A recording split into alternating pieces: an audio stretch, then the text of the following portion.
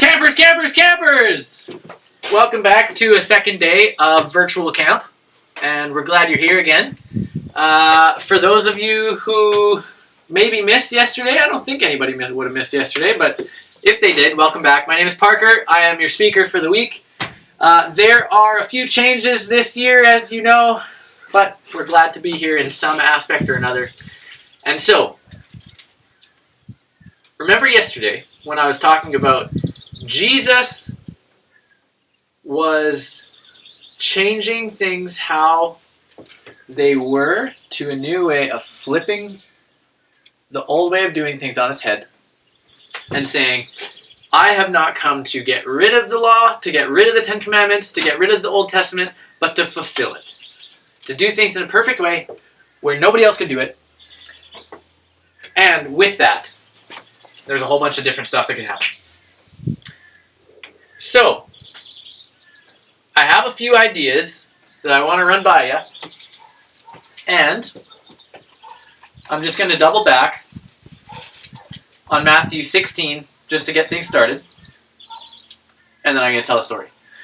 Okay. So, when Jesus was talking to Peter and his disciples, and he asked them, who did they think he was? And Peter responded with, he was the Messiah, the Christ, the Son of the living God. And because of that response, Jesus said to Peter, blessed are you. And he said further down, and I tell you, Peter, on this rock I will build my church. The gates of hell shall not prevail against it, shall not win over it. And I will give you the keys to the kingdom of heaven. So,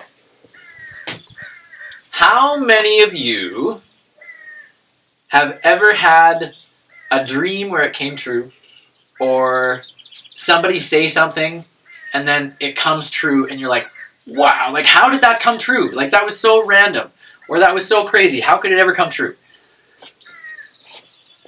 In the Bible, we call that a prophecy, but a real life example. Okay, we're in the middle of COVID. We can't meet. This sucks, but we're doing all we can with it. At the beginning of February. Okay, so think back to the beginning of February. Like I said, I have a 5-month-old daughter. She was born February 6th. And I think it was just before she was born.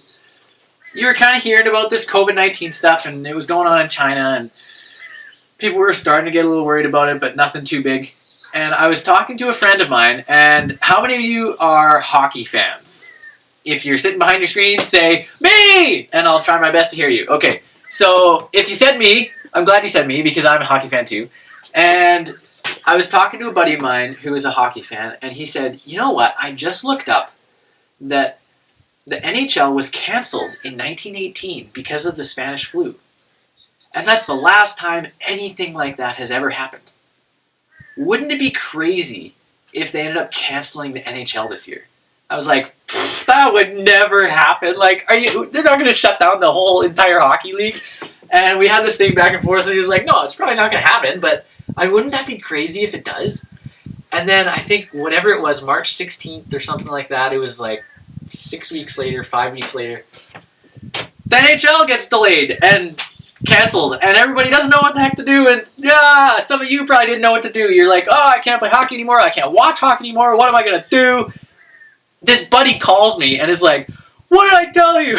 I was like, wow, that's so crazy. Like, how could he have possibly predicted that? And then I was like, well, I didn't predict that. It was just a guess.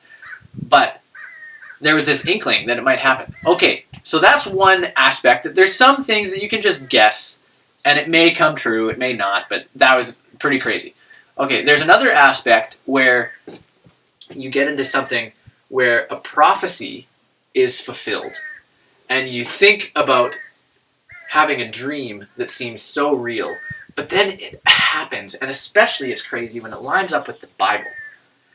Now, those things are few and far between, and God does them from time to time, and it's amazing when it happens. But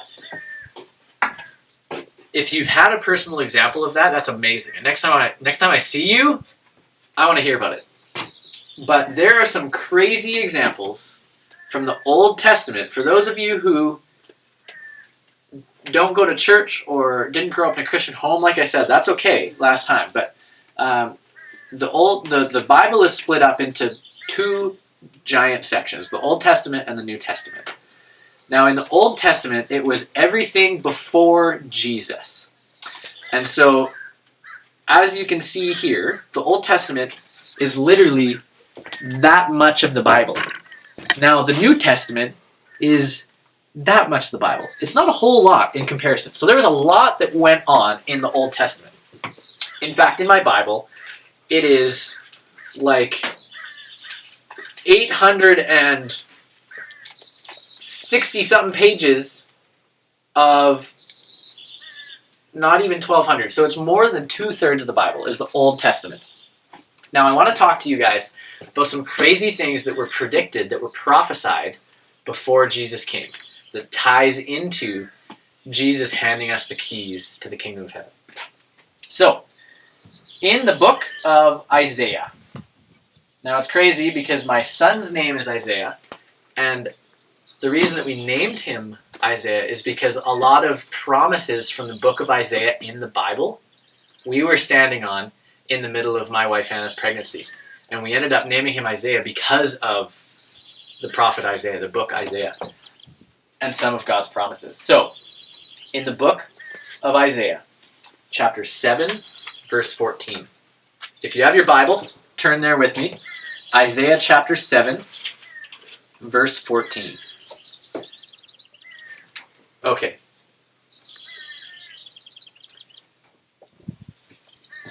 Therefore, the Lord himself will give you a sign. Behold, a virgin shall conceive and bear a son. And she shall call his name Emmanuel. Now, Emmanuel means God with us. So keep in mind that the book of Isaiah in the Old Testament was written, to our best guess, anywhere from 640 years to 700 years before Jesus was born.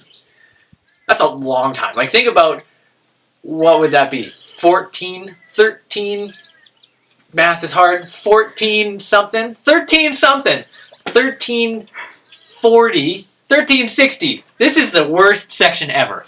1360 to 1300 BC. No, 1360 to 1300 AD. Whatever, you get my point. 650 years ago, can you believe it? This was prophesied 600 and some years before Jesus Christ came. And so I'll say it again. Therefore, the Lord himself will give you a sign. Behold, the virgin shall conceive and bear a son, and shall call his name Emmanuel, God with us. That's a pretty big claim. That there will be a kid born to a virgin, and they shall name him God with us. Now, I want you to turn to another one, just a couple books down the line. Isaiah chapter 9, verses 5 and 6. Okay, so in Isaiah chapter 9, verse 5 and 6, it says,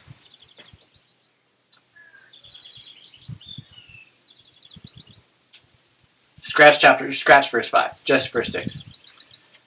For to us a child is born, to us a son is given, and the government shall be upon his shoulder, and his name shall be called Wonderful Counselor, Mighty God, Everlasting Father, Prince of Peace. So, this son was given to us, and the same one that was talked about in Isaiah chapter 7. God with us, Emmanuel, that was in Isaiah chapter 7. This literally says, his name shall be Wonderful Counselor, Mighty God, Everlasting Father, Prince of Peace. So, those are some pretty big claims. And those are just a couple examples. I might even pull some more in as sessions go on. But when I look at something that was said 600, 700 years before Jesus came, and then it comes true, and then when Jesus came and he was speaking about having the authority, being given the okay to say, I will give you the keys to the kingdom of heaven. This is something that we don't like talking about very much. When we die, what will happen? That's an area that, whether it's our parents or our grandparents, it's uncomfortable. And you don't like talking about what happens when you die. But this, again, is one of the most important things that you can ever ask yourself in your life. Now, a lot of people think that Jesus, who a lot of people who aren't Christians, by the way, think that Jesus was maybe a good teacher or a prophet or somebody who had a big impact on history.